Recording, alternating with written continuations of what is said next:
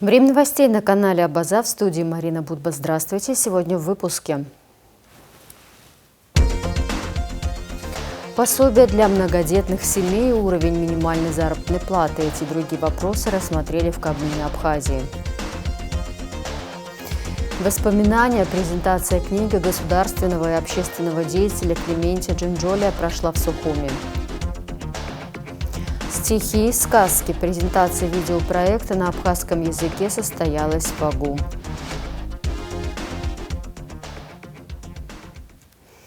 Пособие для многодетных семей увеличили вдвое. Минимальную зарплату повысили до 20 тысяч рублей, а СПТ займется разработкой радиофармацевтических препаратов. Эти и другие решения приняты на очередном заседании Кабинета министров. Подробнее Надежда Боровикова.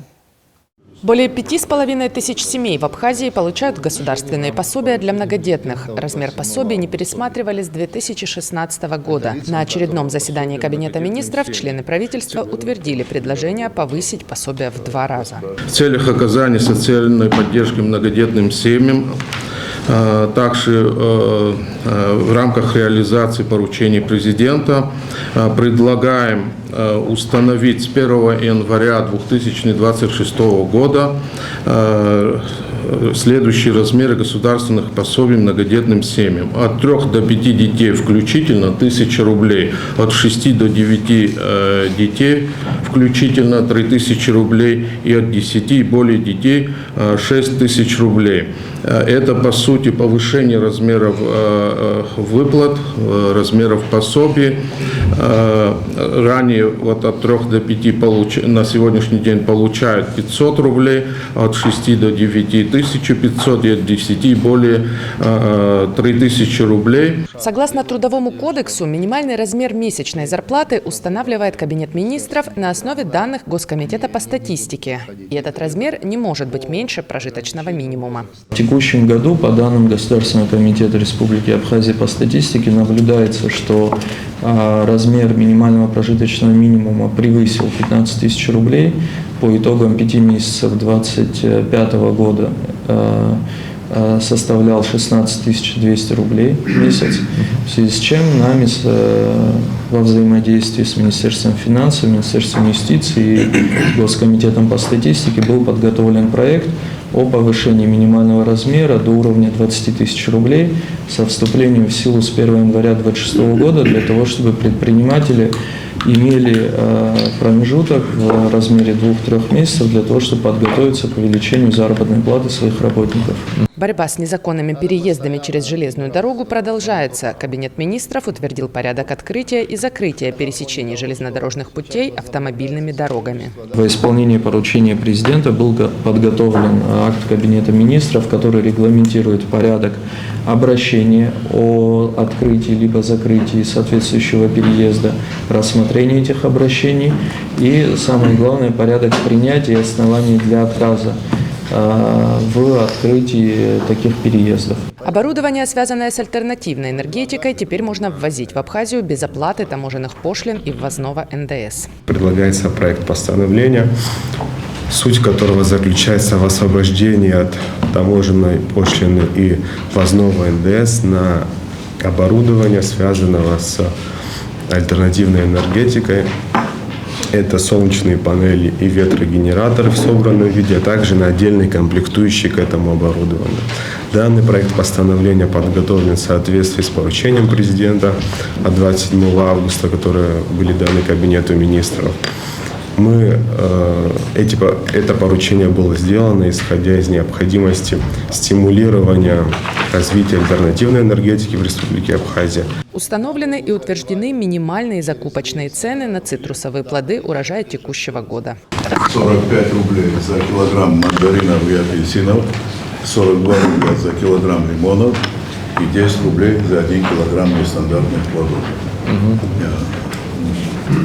Значит, были произведены расчеты по себестоимости цитрусовых плодов. Они у нас вышли 37 рублей, так что минимально 45 рублей предлагается установить. Утвержден новый прейскурант на платные ветеринарные услуги. Эти тарифы не пересматривались с 2011 года. Кроме того, утверждена целевая научно-техническая программа «Разработка концепции Центра высокотехнологичной медицинской помощи на основе методов ядерной медицины». Что это означает, объяснил заместитель директора СФТИ Борис Лазба. Главная задача – это, используя те наработки, которые существуют в мире, части техники и технологий, привязать их к тому комплексу, который был построен у нас в советское время, в котором стоял и стоит линейный ускоритель, поставить там сейчас предварительно, это имеется в виду циклотронный комплекс, который производится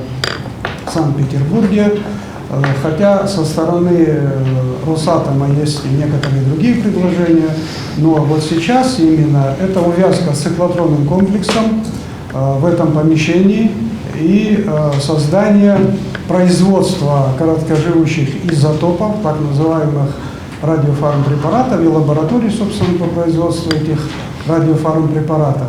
Будет изменен порядок возмещения потерь лесохозяйственного производства при переводе земель лесного фонда в другие категории. Без оплаты не выдадут документы. Кроме того, установлена стоимость возмещения потерь при переводе земель из сельхозкатегории. 500 тысяч рублей за 1 гектар.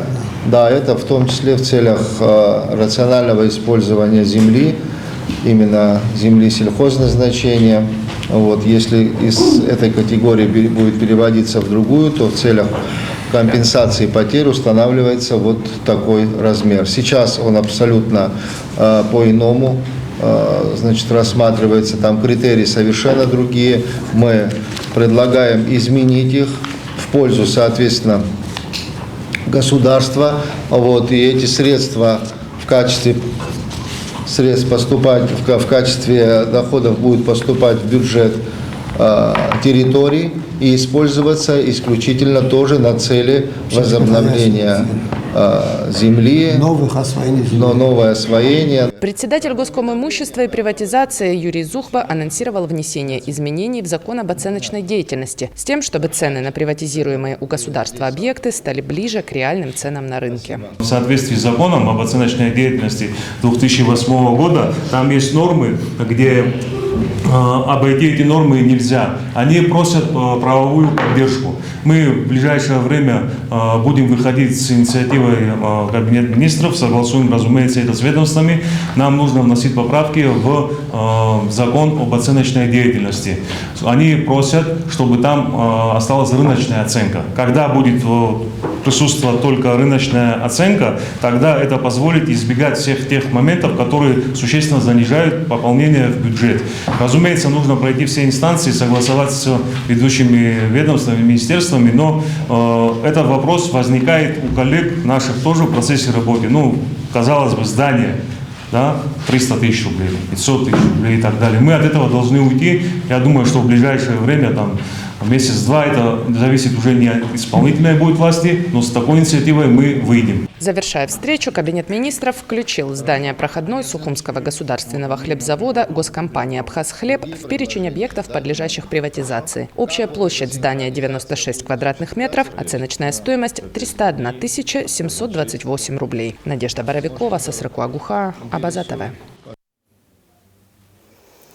24 инициативные группы по выдвижению кандидатов в депутаты Сухумского городского собрания зарегистрированы на сегодняшний день избирательной комиссией в 17 округах. Всего в столице 19 округов. В 7 и 19 округах пока нет желающих выдвинуть своего кандидата в депутаты. А мы продолжаем рассказывать о значимости органов местного самоуправления. В этот раз наши корреспонденты пообщались с теми, кто в разное время возглавлял Сухумское городское собрание. Вообще орган очень важный и считаю, что у него достаточно полномочий. Другое дело, как его люди понимают и вообще зачем туда идут. Кто делает шаги осознанные, у него есть все возможности изучить как работает администрация, какие уровни, какое взаимодействие, что надо здесь сделать, чтобы какие-то проекты проходили в тех или иных районах. Это все начинается понимание этого. А потом по итогу мы как главы смотрим и черпаем кадровый вопрос из депутатского корпуса.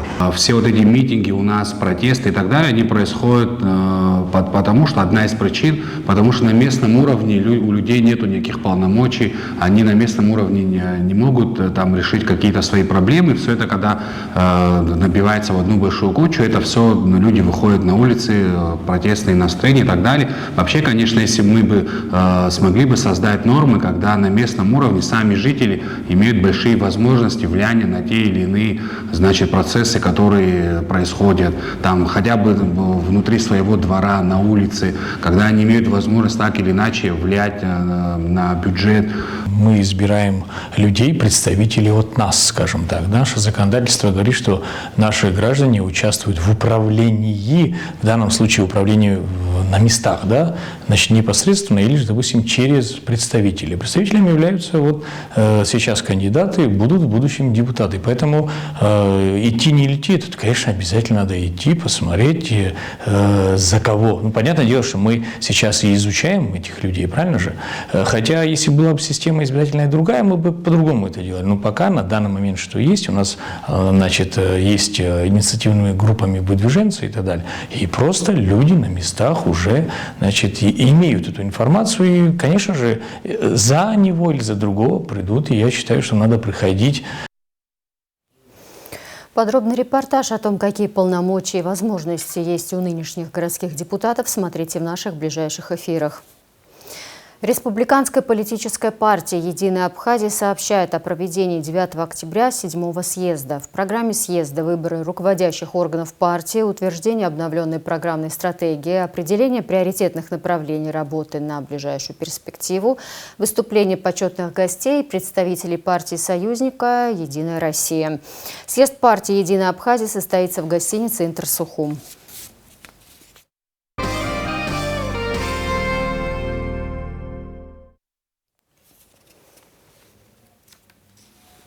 7 человек погибли, 6 удалось спасти, сообщил начальник госинспекции по маломерным судам МЧС Абхазии Тенгиз Сабо, подводя итоги курортного сезона на брифинге в «Спутник». Основная проблема – это отсутствие матросов-спасателей. По словам Сабо, людей никто не контролирует, они заплывают далеко за буйки. Если человек пожилой, ему может стать плохо в воде и не хватит сил доплыть обратно. Некоторые гости республики заплывают в море в шторм или купаются в нетрезвом состоянии, что тоже становится причиной трагедии. Из 18 зарегистрированных пляжей только 10 были подготовлены к безопасному отдыху в начале летнего сезона. О проблемах с подготовкой пляжей к купальному сезону доложили президенту Бадри Гунба. На сегодня за нарушение норм предусмотрен штраф в размере 12 тысяч рублей, который выписывается на имя глав администрации городов и районов. Рабочее совещание Министерства здравоохранения Абхазии и России прошло в формате видеоконференции, сообщает пресс-служба ведомства. Целью встречи стало укрепление сотрудничества и повышение качества медицинской помощи жителям республики. Совещание открыли министр здравоохранения Абхазии Эдуард Будба и заместитель министра здравоохранения России Андрей Плутницкий. Будба рассказала о ходе выполнения программы социально-экономического развития Абхазии в части приобретения ангиографа и завершения строительства пристройки под ангиограф, о реконструкции и капитальном ремонте Гагрской ЦРБ, плане мероприятий по оптимизации государственных учреждений здравоохранения Абхазии на 2025-2028 годы. Об обеспечении граждан, проживающих в Абхазии, лекарственными средствами, исполнении поручений президента Российской Федерации по направлению медицинских работников в Абхазию в курортный сезон. С 8 по 9 октября в Санкт-Петербурге проходит международная конференция по креативной экономике, объединяющая более 1500 участников из более чем 30 стран БРИКС, СНГ и ШОС. В числе гостей, участников форума, делегации из Республики Абхазия во главе с министром культуры Дауром Ковы. Участие в конференции открывает новые возможности для укрепления культурных связей, обмена опытом и налаживания партнерства с представителями креативных индустрий разных стран, отметил Даур Ковы. Деловая программа конференции включает более 50 мероприятий. Ключевым событием конференции форума «Креативный код России» станет объединенная пленарная сессия «Креативная экономика России. Горизонт-2050». Презентация видеопроекта на абхазском языке «Стихи и сказки» прошла в Абхазском государственном университете. Авторы — творческая студия «Абаш», реализовавшая идею при поддержке Комитета по делам молодежи и спорта города Сухум. Проект направлен на популяризацию абхазского языка и литературы и включает 20 видео с чтением стихов абхазских поэтов. Подробности у Заура Кварча. В амфитеатре Абхазского госуниверситета презентация нового видеопроекта «Стихи, сказки». Его создала команда творческой студии «Абаш», молодых режиссеров, операторов и актеров, вдохновленных идеей сделать абхазскую поэзию ближе современному зрителю. Проект реализован при поддержке Комитета по делам молодежи и спорта города Сухум.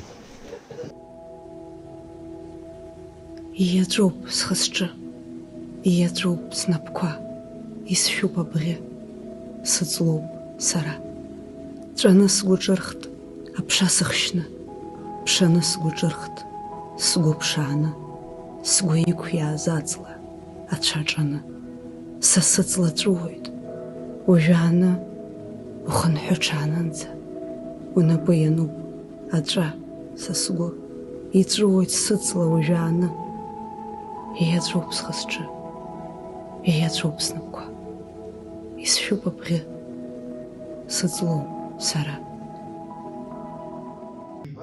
В проект вошли 20 произведений, преимущественно на абхазском языке. Стихи читают известные актеры Теймураз Чамагуа, Камаина, Пшба, Милана Ломе и Саид Камке.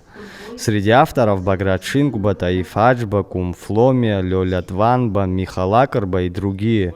Работа над проектом заняла более 2 месяцев. Все ролики вскоре появятся на канале студии «Абаш», в YouTube и Telegram. Проект был создан при поддержке Госкомитета по молодежи и спорту. Было отобрано 20 произведений, 2 из которых на русском языке, а основное количество на абхазском языке. Главная цель – распространение абхазского языка, популяризация абхазского языка. Для этого мы все плоды нашего проекта выдаем в открытый доступ. То есть в открытое пользование любой желающий может зайти на наши страницы, аккаунты, каналы и свободно скачать, кому-то показать и использовать так, как он считает нужным, также для дальнейшей популяризации абхазского языка. По словам авторов, проект стал логичным продолжением их работы по продвижению родного языка в цифровом пространстве. В будущем команда планирует снимать новые ролики на открытых площадках и в исторических местах Абхазии, чтобы соединить поэзию и живую атмосферу страны. В дальнейшем хотелось бы, конечно, более масштабно развивать этот проект, возможно, вне студии. Это могут быть съемки на каких-то исторических локациях, возможно, соответствующих тематике тех или иных произведений. Ну и в дальнейшем, я думаю, что если также будет оказана поддержка, то мы сможем расширить этот проект, подключить больше людей к этому делу и распространить по всему миру. Презентация собрала творческую интеллигенцию, студентов и преподавателей АГУ. Старшее поколение литераторов поблагодарило авторов за инициативу и отметило, что интерес молодежи к абхазскому языку – лучший способ сохранить его живым. Милана Ломе – одна из молодых актрис, участвовавших в проекте. Для нее эта работа стала не просто творческим проектом, а возможностью по-новому взглянуть на родную речь и культуру. Это участие натолкнуло меня на мысль, что из-за работы, из-за моей деятельности приходится очень мало говорить на абхазском языке, как-то существовать на абхазском языке. Это грустно, это неприятно даже говорить к стыду. И было очень приятно, когда ребята предложили и участвовать, и волнительно, безумно, потому что ты так давно не работал на абхазском, а вдруг сейчас суметь это сделать и сделать как-то со смыслом, чтобы получилось как-то передать. Своего рода было такое напряжение небольшое, но думаю, мы справились. И вообще я смотрела и старших своих коллег, было очень трогательно. Какой же у нас язык красивый. Давайте читать нашу литературу, наши стихи.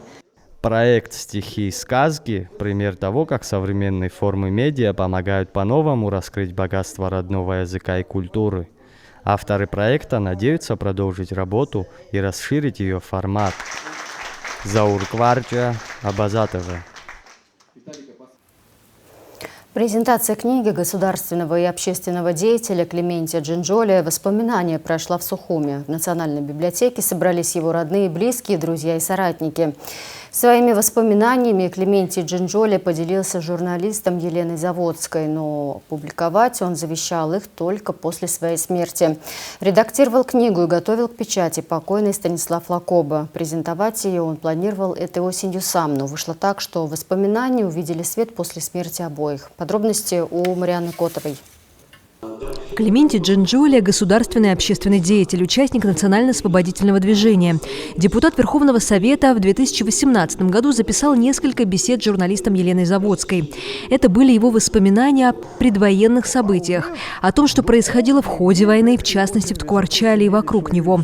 Историк Станислав Лакоба уговорил его поделиться своими воспоминаниями хотя бы в таком формате. Хотя много раз просил, чтобы тот написал сам обо всем, что видел и знает. При мне было несколько раз, когда Станислав Лакоба говорил ему: напиши что-нибудь из того, что ты мне рассказываешь устно, потому что он обладал колоссальным объемом информации в деталях, особенно о периоде предвоенном, во время войны. Но поскольку если бы даже он его не просил бы, наверное, Клементий смог бы это тоже сделать, но он решил сделать запись под микрофон. Эти воспоминания Клементий Джинджоли завещал опубликовать только после своей смерти. В этих воспоминаниях в основном речь идет о предвоенных и военных событиях в Ткуарчале.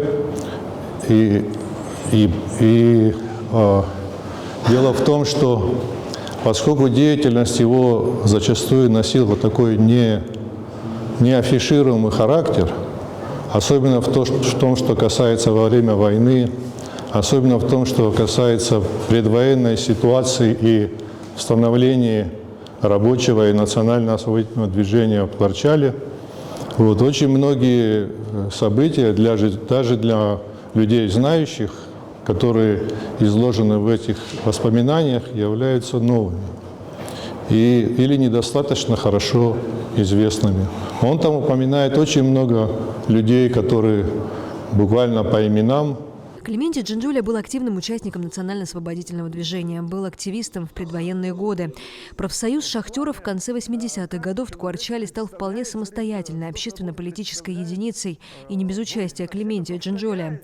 Именно рабочие потом и составили самые активные силы сопротивления. Если вы помните 15-16 июня события, которые были, он, Давид и другие выехали отсюда, из Сухума, поехали в Ткуарчале, прямо прибежали, успели. Организовали оборону города.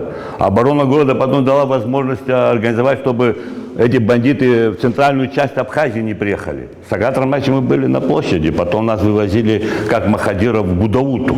Но в Ткуарчале уже Давид, Клементий и ребята уже организовали оборону, не имея оружия. Самое главное было другое, что они очень грамотно поступили, что протоколировали все, что происходило.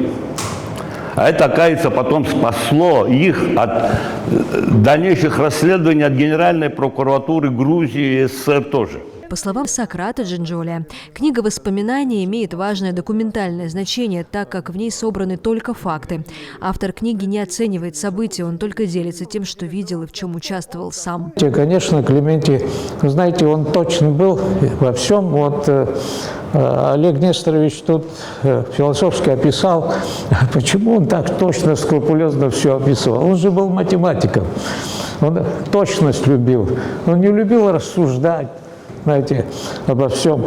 Он знал, что оценку дадут люди, а сам факт важен. То, что происходило, вот это самое главное было. И самое главное он, значит, написал, оставил. Большое, конечно, ему за это спасибо. В ходе презентации книги «Воспоминания» говорилось и о самом Клементе Джинджолиа, не просто о его заслугах, но и о человеческих качествах его и его товарища, который уговорил его на написание книги. Понятно, что революцию всегда делают идеалисты. Они были именно идеалистами.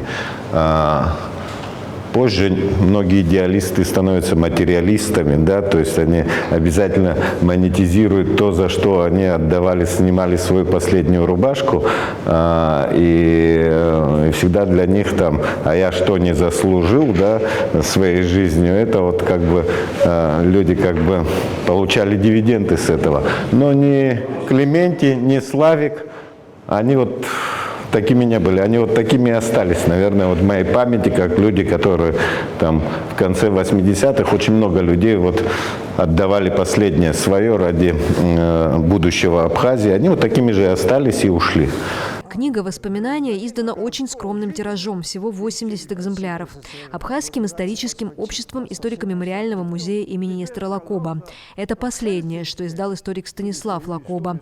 Презентовать ее он планировал этой осенью сам, но вышло так, что «Воспоминания» увидели свет только после смерти обоих. Марианна Котова, Сосрыкова Гухава, Абаза ТВ. Международный проект-концерт «Музыкальный момент» состоится 14 октября в Доме композиторов Санкт-Петербурга. В концерте прозвучит камерная музыка петербургских авторов Сергея Слонимского, Александра Мнацаканяна, Владислава Успенского, Георгия Журавлева и композиторов из Абхазии Надара Чанба, Петра Петрова и Алексея Чичба. Музыка, опаленная солнцем страны души, прозвучит в городе на Неве в исполнении Санкт-Петербургского ансамбля новой музыки. Программа концерта родилась в тесном сотрудничестве Союза композиторов России и Союза композиторов Абхазии.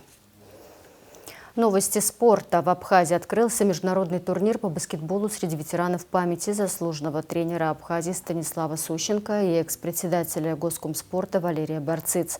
5-й юбилейный турнир собрал в абхазской столице женские и мужские команды ветеранов баскетбола из разных уголков России. На открытии соревнований побывала наша съемочная группа. 5-й юбилейный международный турнир по баскетболу среди ветеранов в этом году посвящен памяти двух видных фигур спортивного мира республики. Заслуженного тренера и мастера спорта по баскетболу Станислава Сущенко и экс-председателя Госкомспорта, заслуженного тренера по конному спорту Абхазии, первого президента Национального олимпийского комитета Валерия Барциц. В этом году мы собрали огромное количество команд, 4 женские команды и 6 мужских команд. Мы думаем, что турнир получится, потому что приехали команды с Новосибирска, Ростова, Волгограда, Тюмени, Ульяновска, Краснодара, Таганрога, Ставрополя, и наши команды, где мы сейчас хотим показать свой класс, что мы старики живы, здоровы, что на нас рано еще списывать, как говорится. Так получается, что как будто мы с этого зала не уходим. Постоянно спортивные соревнования, особенно баскетбольные. Вот сейчас очередной международный турнир, посвященный очень знаменитым людям. Это Валерий Ченчорович Барциц, он был председателем Государственного комитета еще в советское время, президентом, председателем комитета и так далее. И Сущенко, который создавал, старший Сущенко, который создавал этот баскетбол, являлся очень таким хорошим тренером. И сегодня в их честь проводится вот этот международный турнир. В международном турнире принимают участие как мужские, так и женские команды настоящих ветеранов спорта. Среди них и заслуженные тренеры, и мастера спорта, и многократные чемпионы различных турниров и соревнований. За призовые места борются представители ряда российских городов, от Новосибирска до Ульяновска, и, конечно, абхазские команды. Команды будут играть по круговой системе, и будет выбрана самая лучшая команда. Первые 3 команды будут награждаться кубками, медалями, призами, лучших игроков, подарками. Короче, программа очень обширная. Значимость проведения подобных турниров переоценить сложно, отметил Сергей Сущенко. Ведь памятные спортивные мероприятия помогают не только сохранить память о выдающихся соотечественниках, тех, кто создавал историю, но и привить подрастающему поколению страсть и любовь к спорту. Валерий Чинчорович мой отец, они близкие друзья. И с молодости, еще со студенческих лет, как дружили, так получилось, что они ушли в одно время, в одном месяце. И отношения наши были к ним очень привязательны. Потому что, тем более, Валерий Чинчорович являлся первым президентом Республики Абхазия Олимпийского комитета, который возглавлял, который организовывал соревнования. Мой отец был заслуженным тренером Республики, чемпион Грузии, Абхазии, участвовал в чемпионатах многих стран. И их заслуги должны быть оценены по достоинству, потому что память их должна быть возрождаться у молодежи. Как президент Олимпийского комитета, конечно, я должен пропагандировать олимпийские виды спорта. Но в Абхазии сегодня я пропагандирую все виды спорта, потому что есть две структуры в стране, допустим, в Абхазии если взять, это культура и спорт, которые всегда показывают лицо государства. И мы обязательно должны показывать себя на разных турнирах. Для многих баскетболистов этот турнир далеко не первый, однако важность его остается неизменной. Все команды нацелены бороться за победу до последнего, как того и требует воистину спортивный дух. Это вообще очень классно, то, что это происходит, это международный турнир. Большое спасибо Сергею Сущенко, что пригласил нас. Мы будем всегда приезжать. Очень рады приехать в Республику Абхазия. Нам всегда здесь рады. Гостеприимство просто на высшем уровне. Поэтому мы хотим приезжать сюда не раз еще. Все ребята, которые приехали, мы не один год уже знакомы. Мы общаемся, дружим. И я думаю, популяризация данного вида спорта на территории Республики Абхазия очень полезна для младшего поколения, видя, что сегодня старшие их друзья, братья, отцы, когда играют, когда занимаются спортом, я думаю, это большая популяризация и большая мотивация для детей, для того, чтобы заниматься здоровым образом жизни. Открытие турнира выдалось ярким и красочным. Танцы, улыбки, приветственные речи, торжественные клятвы. Открыл турнир внук Станислава Сущенко Георгий, а символичный бросок принадлежал его правнуку. На паркет первыми вышли женские команды из Тюмени и Краснодара. Награждение и подведение итогов 5-го международного турнира по баскетболу среди ветеранов состоится 12 октября. Организаторами соревнования в этом году являются в первую очередь семья Станислава Сущенко, Государственный комитет по делам молодежи и спорту и ряд частных компаний. Рада Чачава, Евгений Сильченко, Абаза ТВ. Абхазские спортсмены завоевали 4 серебряные и 3 бронзовые медали на открытых соревнованиях по всестилевому карате «Ростов Open 2025». Турнир собрал около 500 спортсменов из разных регионов России. Сборную команду Абхазии возглавил президент Федерации карате на мече Республики Абхазия, мастер боевых искусств, обладатель 5-го дана Тимур Цулая. Это было сообщение Госкомспорта Абхазии. В рамках чемпионата Абхазии по футболу 9 октября состоится матч Нарт-Сухум, Динамо-Сухум. Игра пройдет на стадионе «Динамо», начало в 19 часов. В завершении выпуска прогноз погоды.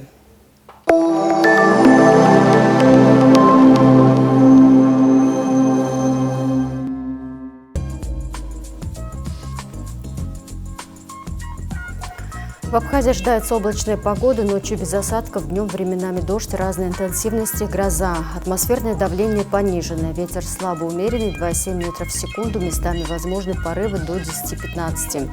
Температура воздуха ночью 14-19, днем 18-23. Температура морской воды плюс 21. Относительная влажность воздуха 60-90%.